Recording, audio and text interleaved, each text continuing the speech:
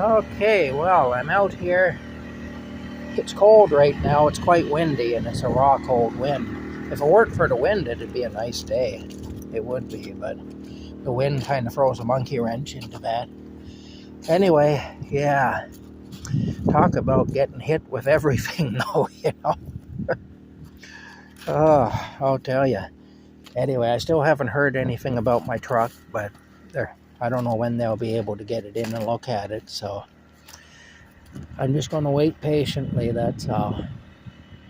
I have a feeling the news isn't going to be good, but we'll wait and see.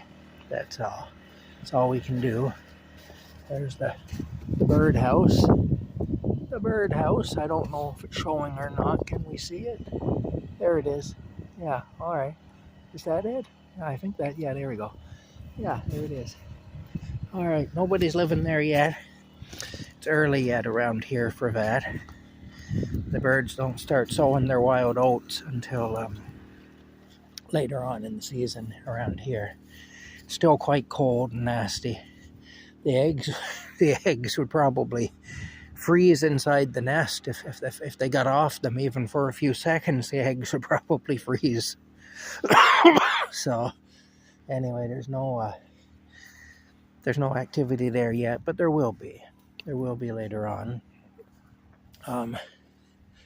Yeah, well, as some of you know, from watching my videos, I do get a disability pension. It's a small pension. It's not enough to live on. And that's because of things that went on when I was a kid, being used as a guinea pig for drug experiments and stuff. Although the government that gives me the pension will never acknowledge that. You know, they'll never let on that happen. But the Canadian government did, in fact, gotta make a backdrop here. Here we go, outside the cabin here, I guess. But the Canadian government did, in fact, authorize stuff like that to go on, and it did so for many years back in the 40s, 50s, 60s, 70s, and even up into the 80s. There's a lot of bad stuff happened here that our government was okay with and allowed to happen. But anyway, I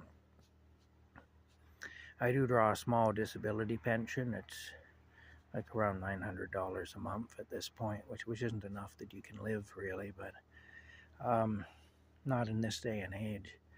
But part of that pension is, though, and for some people this is a big deal, drug and dental benefits, and also eyeglasses. You can get a pair of eyeglasses once every 2 years or something like that.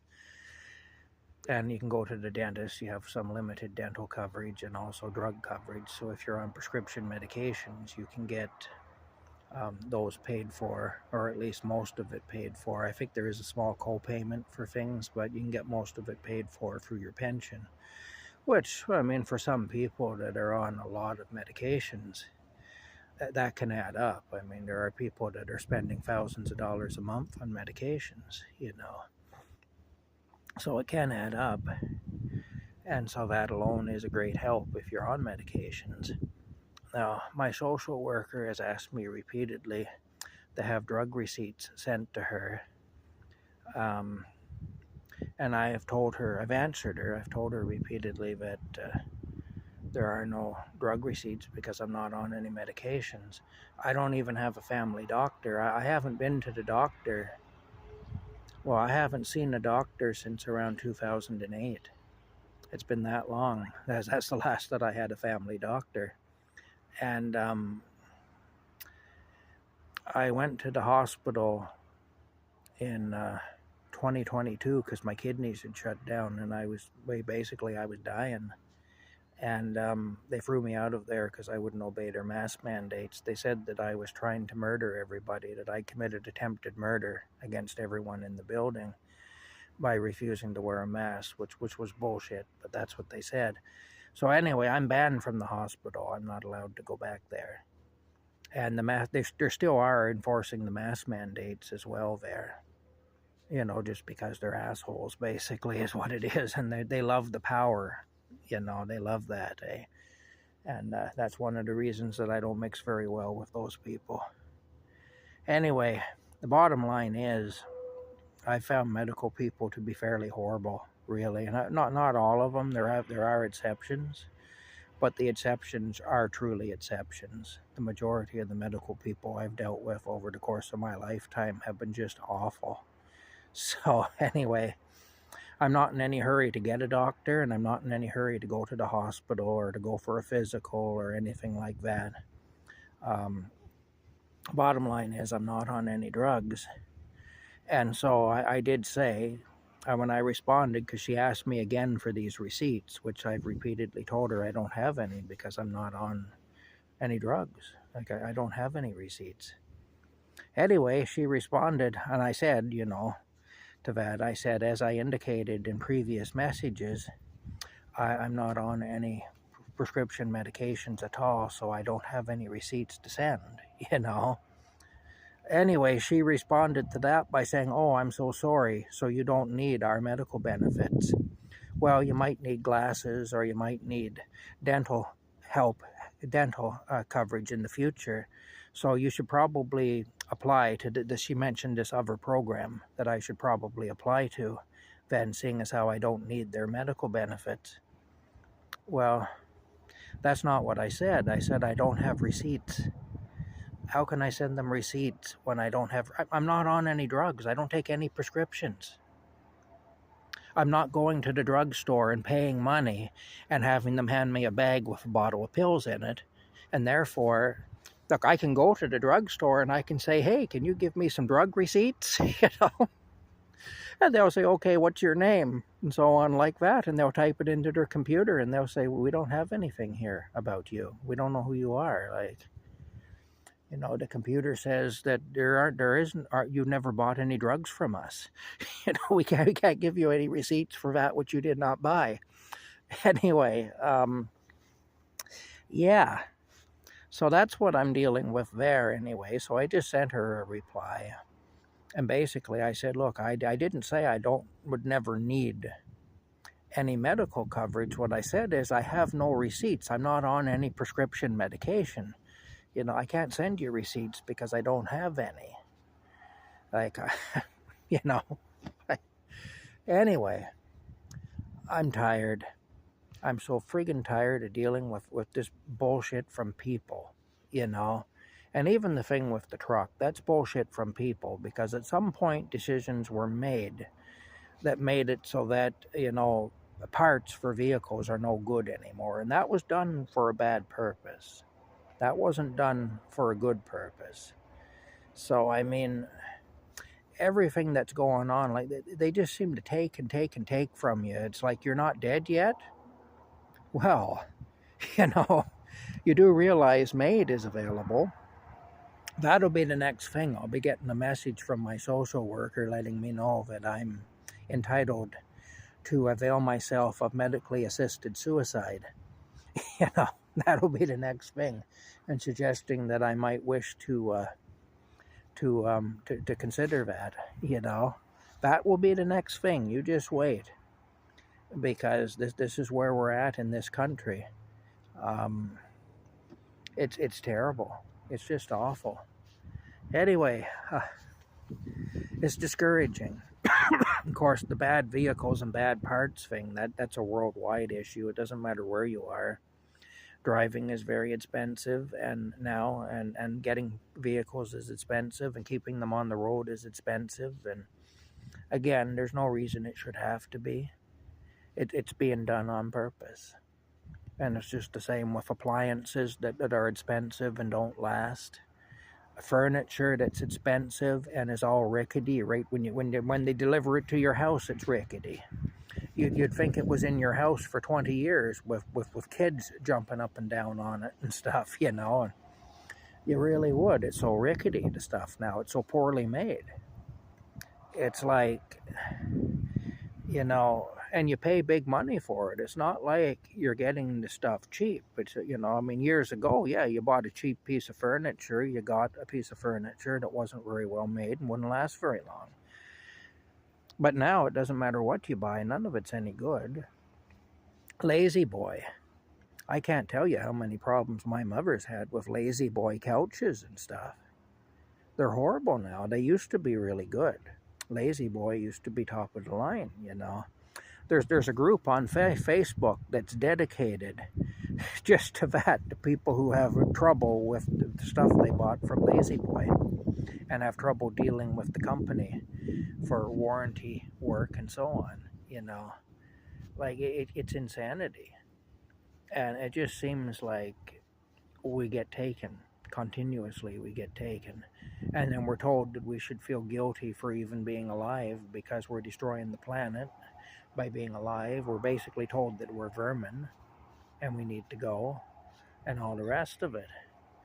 And this is by people who fly private jets everywhere, who travel around in limousines, who are continuously wanting to get wars started, which is really bad for the environment, and people who move all the industries out of countries where there are health and safety regulations and building codes and environmental regulations so that they can manufacture the cheap crap that they sell to us that doesn't work over in some third world hellhole, you know, where they can literally have 8-year-olds working an assembly line, and they can have an overseer with a friggin' whip, you know, just like back in slave days, and they could have a pipe coming out the side of the building pumping all the industrial waste directly onto the ground or into the river or whatever, and they can have a smokestack belching black smoke into the air with no scrubbers on it or anything, and you know, they don't have to obey health and safety and fire regulations and so on, so they can have machinery in there that could kill people or maim them. And if it happens, then they don't have to compensate the people who've been hurt. If the place burns down, the people will be trapped in there. That's actually happened in a few instances where the people were trapped in the factory and couldn't get out, and they were all burned to death. You know, those are the people that own those businesses that are doing all this to us, that telling us that we're just basically crap and we shouldn't exist. And so, yeah, I get frustrated with it. I guess I'm morally outraged, is what I am. And no, look, I'm a sinner. I'm not perfect. I have all kinds of wicked thoughts, and I've done some wicked things in my life. And so I'm certainly not perfect, and perhaps I don't have a right to be morally outraged, but I am regardless. Because these people have taken the evil up to another level. Plus, I'm not victimizing them, they're victimizing me. They'll say I'm victimizing them by speaking out against them, by openly condemning them. But then, really, why shouldn't I? What have I said that is untrue? Now I'm getting trolls on this channel here, you know, in some of my videos saying that I'm a liar and all that business, that I promote this stuff and all the rest of it, these lies and everything. But yet they can't seem to tell me what lies I've told. And if they do point out something I've said, I'll go back and look at it and I'll stand behind it because what I said is true. Just recently somebody did that on a video just a day or two ago. And they did point it out to me. Then I asked them, just what are you talking about? And they said, well, you prefaced the statement with the word apparently. So I went back and I went over the video and I found where I said apparently, and I saw what it was. Well, I spoke the truth there. I didn't lie and I didn't make a mistake either. I spoke the truth. That what I said actually was. I saw it with my own eyes, you know. So, anyway, that's the bottom line. That's where we're at. I'm frustrated. I'm tired. You know, I'm going to keep pushing ahead because what else can you do? But I'll tell you, I'm not in the greatest of moods these days, that's for sure. And dealing with these people isn't helping. It seems like all these people in authority have an agenda. And it's an agenda to go against us. Now, this social worker, she may be a perfectly nice person at home. But, you know, the thing is, she's not her own boss either. She's got to answer to people. And I figure it's probably coming from higher up. Anyway, I think she finds me hard to deal with. Most authority figures do. And like I say, I find her hard to deal with too, though. So it is what it is, I guess.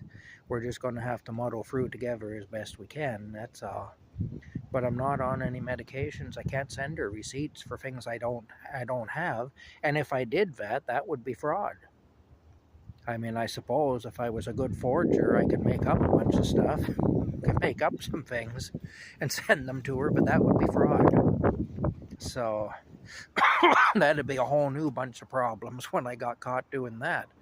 So I mean, I'm being honest with her. I do not have any receipts. I can't send her any receipts. I don't have any. Anyway, we'll talk to y'all later. I'm hoping to be more positive soon. I'm hoping at least that my truck can be saved. That would be something.